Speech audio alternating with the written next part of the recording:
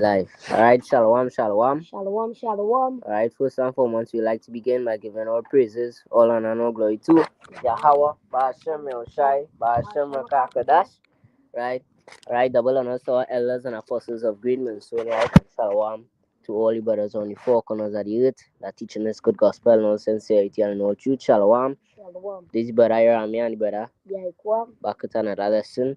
Alright, as you see the title, it says war unto Babylon, and the word war means destruction. So destruction unto Babylon. Right? So anything I'll begin with, or I could go ahead and Revelation 18 and 2. Babylon fallen. That's right. Revelation chapter 18 and verse 2.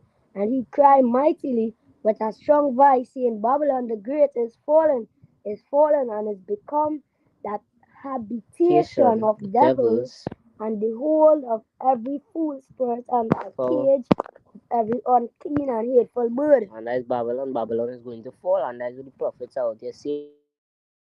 Babylon the great, because it's been made known to us because the scripture in Revelation, I think it's 18 and 5. No, not 18 and 5, but it's Revelation, where it says Babylon.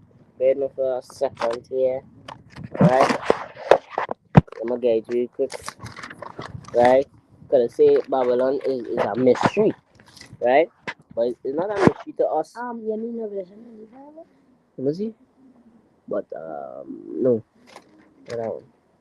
Revelation 17 and 5. And it says, and upon her head, and upon her forehead was a name written, Mystery Babylon the Great, the mother of harlots and abominations of the earth. And right, so it says the mystery of Babylon. But that mystery has been made known unto the prophets through Yahweh Shemeshah. If you could pull from Amos 3 and 7. Amos 3 and 7. No. Salakia, not that we said. Mark. That's not weird, man. That's that. They could hold that one if you read, but go to Mark 13. I'm gonna check Mark 13. Go ahead. 6. No, 7. Yeah. Amos 3 and 7, showing the Lord power will do nothing, but he revealeth his secret unto his servants, the prophets. That's right. So the Lord revealed his secrets unto his servants, the prophets, and that secret to that mystery Babylon is being made known unto us. That's right. But if you go to Mark 13 for me, I want to check some, because it's supposed to have that one, Mark 13. Yeah, Mark 13. Mark 13. Let me see, Mark 13. Verse, calendar, shut off. Mark 13.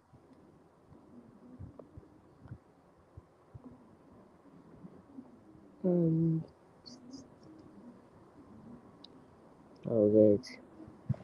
Actually, I'm going to the other one.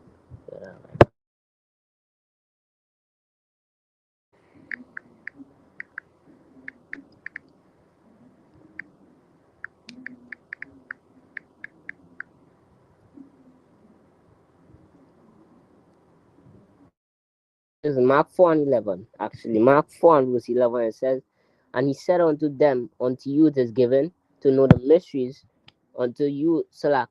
He said unto them, it is, unto you it is, Salak. I read that again. Mark 4 and verse 11, it says, and he said unto them, unto you it is given to know the mystery of the kingdom of heaven, but unto them that are without, all these things are done in parables. Because the disciples was asking him, Lord, why are you speaking unto them in parables? It's given unto you to know the mysteries of the kingdom of heaven, but to them is not given because they are spiritually discerned. That it says in second, I think it's either first or 2 Corinthians 2, right? So mystery Babylon is not a mystery no more, right? That's the point I'm trying to bring, because you already revealed it unto the servants, the prophets, right? So we know that Babylon the Great, America is gonna fall. It's gonna burn. The Lord is gonna come and burn America the Great, right? It's gonna be destroyed, right? And then we be a part of the Lord's elect. We're gonna get front row seats to see Babylon the Great get destroyed, right? Yeah. As the brother say. So if you could start from Isaiah 13 and 1. Isaiah chapter 13 and verse 1, the burden of Babylon, which Isaiah the son of Amos did see. The burden of Babylon. Right, go ahead. Verse 2, lift he up a banner upon the high mountain, exalt the voice unto them, shake the hands that they may go into the gates of the of the nobles. nobles. Right, go ahead. I have commanded my sanctified Once. ones. I've also called my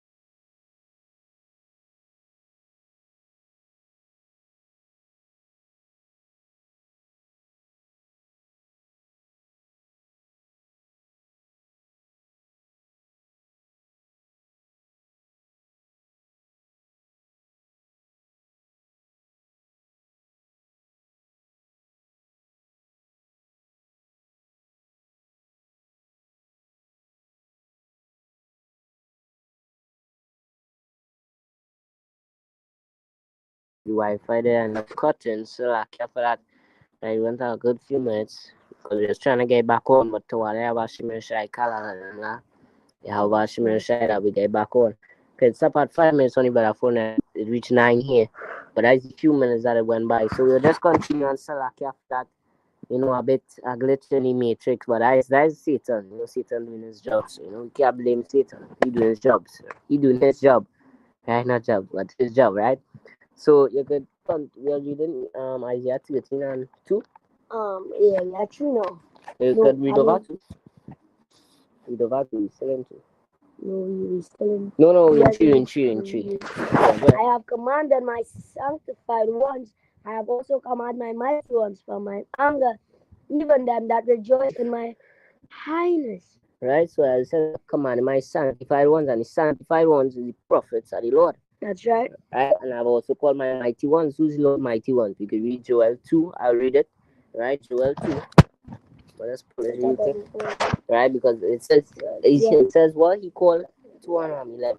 It says he called his mighty ones for his anger. Which is what? Where is his anger? That is the day of the Lord anger. Right, yeah. Isaiah, the wrath of the Lord. The indignation of the Lord, which is his righteous anger, right? After the sun come. Right? That the wrath of the sun come, which is Yahweh Shai.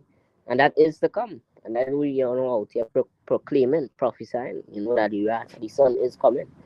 Right? Which is Yahweh Shai, right? But as it says, when the scripture did see, when we now read it, he called up his mighty ones for his anger, which is the angels. It says Revelation, Joel 2 and 11 says, and the Lord Yahweh shall utter his voice before his army, for his camp is very great, because remember in Psalm 68 and 17 it says, the chariots of Israel are 20,000, even thousands of angels. So we know the camp of the Lord is very great, right? For he is strong that executed his word, for the day of the Lord Yahweh is great and very terrible, and who can abide it? And only the elect would be able to abide that day, because they will be saved, right? But that's just the part I wanted there, right? When it says he called his mighty ones for his, what said again? For his anger, right? So I go back. I just wanted to bring that for that, right? So yeah, so you could read verse 4. That's all I'm gonna tell you. Yeah, go ahead. So Verse 4, the noise of a multitude in the mountains, like as of a great people are that's all. It's tumultuous. The tumultuous noise of Tumultuous. the tumultuous noise of the kingdom of the nation gather together. The Lord of hosts mustered the host of the battle. He mustered the host of the battle, because there is the Lord. The Lord is he mustered the host of the battle. He's the one who holds this whole thing, and he's gonna destroy everyone.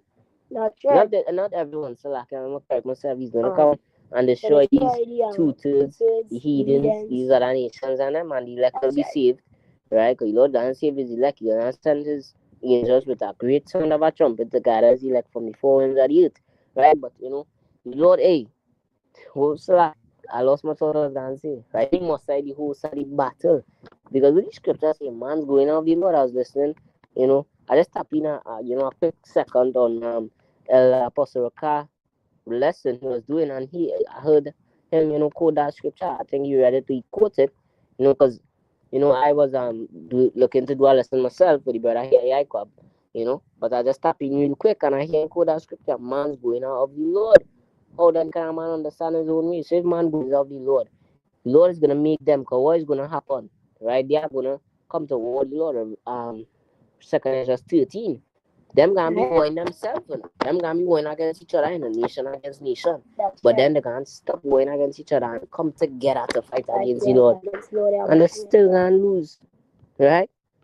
Babylon is still gonna be destroyed, because it has some people out here think that Babylon is gonna live on forever and we gonna be in this world forever, and that hey, these people just talk like that means that shakers, because these people just talk like these people just talk like them sure we have long in this place, and we don't have long in this place. The Lord is gonna come. Because what the scripture say in Hebrews 10, right? Follow he that will come will follow. Actually, let's go to it real quick. Hebrews 10 and let's 35 hour.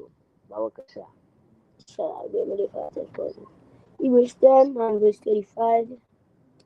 It says, cast that away. No, 37. 37. Mm-hmm. Ye a little while, and he that shall come will come and will not tarry. So he that shall, as it says, and he that shall come will come and will not tarry. The Lord is not gonna take long to come. He's gonna come and deliver his elect.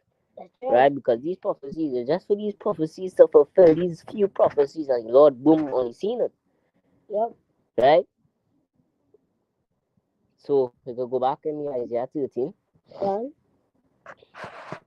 Isaiah 13, right? Finishing this Isaiah 13 up. Isaiah 13 and 6, yeah, 6, 5. 5, yeah. Isaiah 13, 5. They come from a far country, from the end of heaven, even the Lord, and the weapon of his indignation to destroy the whole land. So they come from a far country, from the end of heaven, even the Lord, and the weapons of his indignation, because the Lord coming with his weapons as well. What the scripture say in Isaiah? Behold, the Lord created the smith that blow the coals, right? He created these weapons on him. The Lord is coming with his weapons, That's as well. These chariots and these different things. Because these chariots and them, they're gonna be zapping people and these different things. All these different things the Lord have. Right? The Lord have his pets and his weapons as well. And you have you right on Yahushai. Right? And that's what he's gonna do. The Lord Yahweh is gonna send his right hand Yahushai. His right man Yahushai. Right? Because that what the scripture say. He's gonna come and put down all rule. And you know that we will close with our scripture when we done this Isaiah. Well, I think we still have some more after this, but you can go ahead. Verse 6. Verse 6, hold ye, for the day of the Lord is at hand. It shall come as a destruction from the Almighty. It shall come as a destruction from the Almighty. And it's gonna come as a destruction from the Almighty. Because these people are gonna get repaid for the wicked deeds and for the sins they have been doing that they didn't want it to turn back. Right. So they're gonna get repaid back for that. Right? They're gonna get judgment. That's right. Because the Lord is gonna come and render judgment unto them. Only 2/3 the heathens. All of them. The 2/3 the abomination and all of them. All the things are done. Because what the scripture says, the wickedness have exceedingly polluted you, just adding to what the brother say, the abominations. And that could go back to the wickedness as well. Right? Because once you're doing wickedness, once you do an act of wickedness, that is an abomination as well too. Right? That's right. That abomination. And God's gonna come and destroy all them who's abomination and all them lesbians and all of them. He's gonna come and destroy all of them. Right? All of them. Right, so go ahead, verse 7. You read 6 already, right? 7. You read 6 already? That's right. Right, verse 7. Therefore shall all hands be faint, and every man heart shall melt. Right? Can every man heart shall melt, because when they see the Lord pop on the scene and the chariots reach, right? When they see the Lord come, right? Because when hey, I have a scripture in Psalms, right? But actually we go read that. Go to 2nd Ezra 13 from my Babakasha. Yeah. And read verse. Go to it. I'll tell you. 2nd Ezra 13. Right? Because remember, it says all hands shall be faint, and all of them gonna be what? Basically, they're gonna be in fear. That's what the scripture is saying. That's right. 2nd Ezra 13 and verse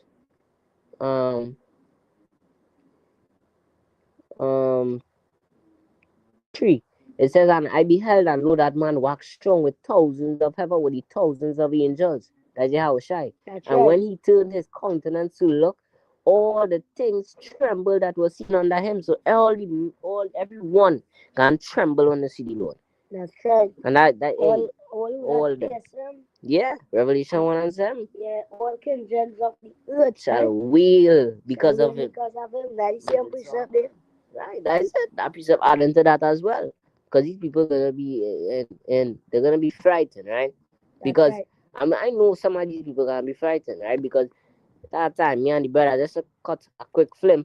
By that time me and the brother I go up here, we was coming back, from a car, in a taxi, and one of his friend from school, saw his phone, that's maybe check the time, check the wallpaper, and she saw it and she said, what's that? What's this paper? And one of his next friends said, that's his God, because she know, because I've been telling her about that. I was speaking to her myself about the truth, trying to teach, right? The brother would have told her herself too, right? And when she say, that is very scary, he's very scary, and she don't want to see that.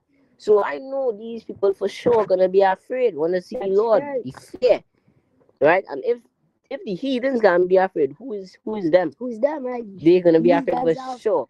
high technology and things. And them gonna be afraid too, because And them they're gonna gonna go be into the afraid. bunkers for what? For fear of the Lord. Fear the Lord. Isaiah 2 and 19 going down, right?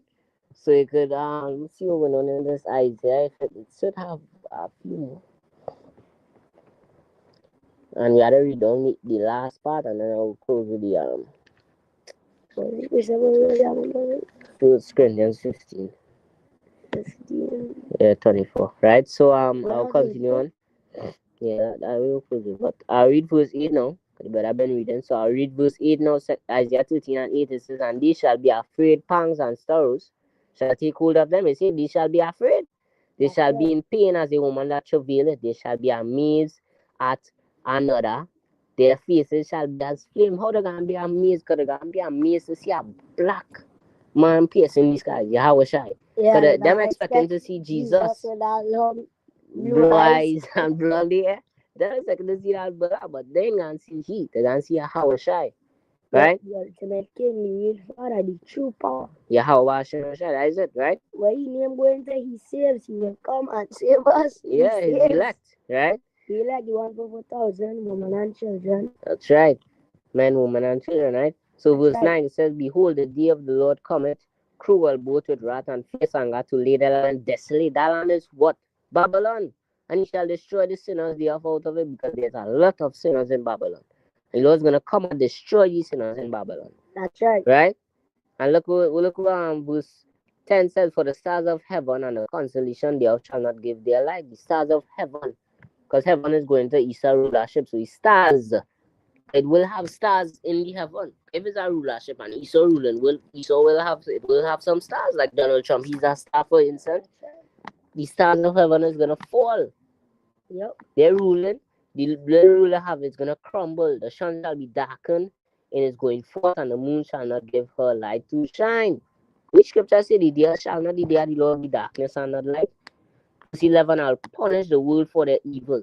That's what the scripture says. God is gonna come and render every man according as his work shall be, and the wicked for their iniquity, and I'll cause the arrogancy of the proud to cease, and will lay low the haughtiness of the terrible.